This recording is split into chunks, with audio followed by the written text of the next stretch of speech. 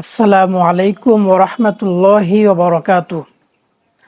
আজকে আমরা জানব তিনটি বৈশিষ্ট্য যার ভিতরে থাকবে আল্লাহ তাআলা তাকে কখনোই হিদায়াত করবেন না।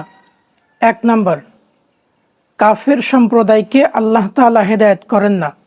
আল্লাহ সুবহানাহু ওয়া তাআলা বলেছেন, ইন্নাল্লাহা লা ইয়াহদিল কওমাল কাফিরিন, নিশ্চয়ই আল্লাহ তাআলা কাফের সম্প্রদায়কে হিদায়াত দেন না।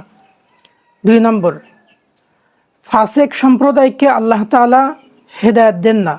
আল্লাহ তাআলা বলেছেন, ইন্নাল্লাহা লা ইয়াহদিল কওমাল ফাসিকিন, নিশ্চয়ই আল্লাহ তাআলা ফাসেক সম্প্রদায়কে হেদায়েত দেন না।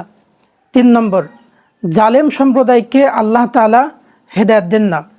আল্লাহ সুবহানাহু ওয়া তাআলা বলেছেন, ইন্নাল্লাহা লা ইয়াহদিল কওমাজ জালিমিন, নিশ্চয়ই জালেম সম্প্রদায়কে আল্লাহ সুবহানাহু ওয়া তাআলা হেদায়েত দান করেন না।